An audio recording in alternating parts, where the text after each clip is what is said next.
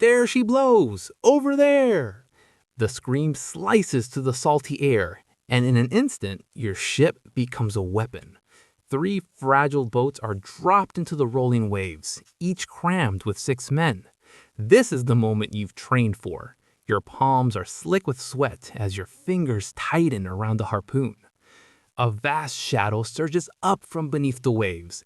The ocean erupts as the giant breaches, towering over your boat before crashing back down in a wall of white water. This isn't a hunt for survival or food. You're gambling your life for a liquid fortune. Whale oil, worth $200,000, hidden inside the largest creatures ever to rule the seas. What drives you isn't hunger or survival. It's what lies hidden beneath the whale's skin. Deep inside these colossal bodies is a substance once more valuable than gold: whale oil. Drawn from the largest animals ever to live, it fueled an empire long before anyone understood the cost. And no one truly knows how the hunt began, only that once humans discovered this prize, there was no turning back. Long before ships and harpoons, the hunt began by accident. Coastal people found whales stranded on their shores, immense, silent bodies filled with unimaginable wealth. To them, these creatures were not monsters, but miracles, meat for survival, bones for tools, oil for fire. And once humans realized such fortune could be claimed, they refused to wait for the sea to offer it freely. They pushed into the water and met the giants on their own terms. By the 8th century, whaling had evolved from chance to craft. Along the jagged Bay of Biscay, the Basques built stone watchtowers to spot the first hints of a whale breaking the surface. The moment a dark shape appeared, signal fires flared and drums rolled across the cliffs, sending crews into the surf. Small boats were shoved into the waves, men armed with hand-thrown harpoons, hearts pounding, eyes fixed on the looming giants. Every hunt was a gamble with death, yet the promise of oil and wealth was irresistible. Their prize, the North Atlantic right whale. Gentle yet massive, 18 meters long, 90 tons of slow-moving power. Coastal waters were its home, and its tendency to float after death made it the right whale to hunt.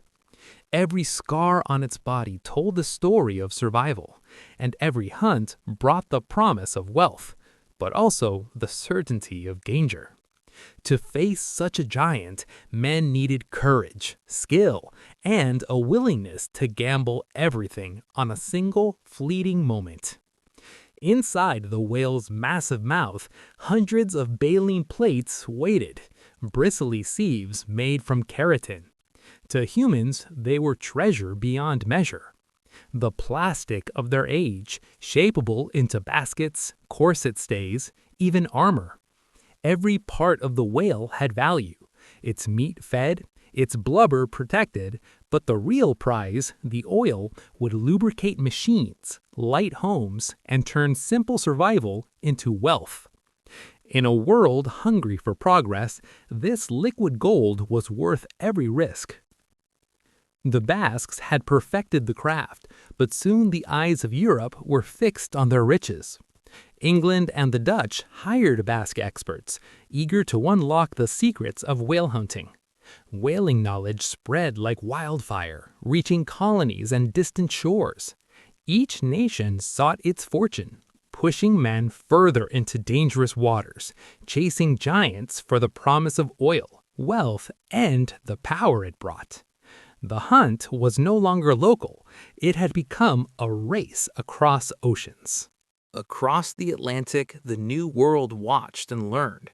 In colonial New England, settlers spotted enormous shadows gliding along the coast, right whales following their seasonal paths.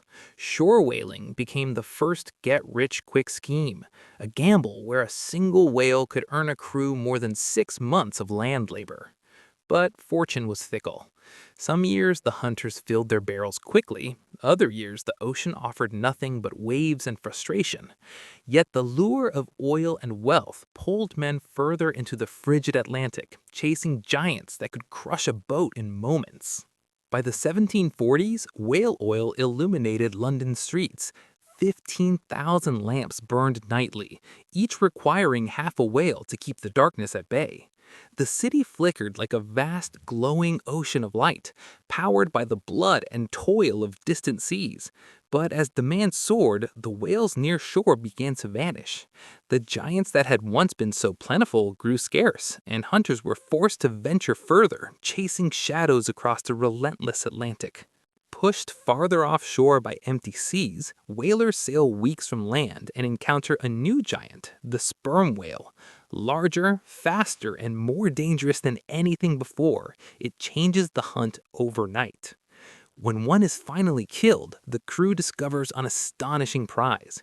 Inside its massive head lies nearly 2,000 liters of spermaceti, a clear, smokeless oil that burns brighter and cleaner than any fuel known. It makes the finest candles, the best lamps, and perfect machine lubricant. Whaling is no longer coastal. It is global.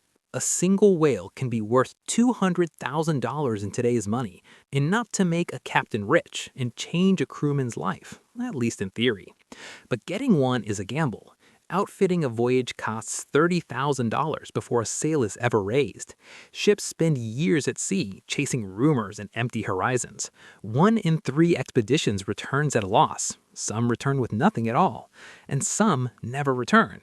Each voyage is a roll of the dice. Wealth, ruin, or death riding on the next spout on the horizon.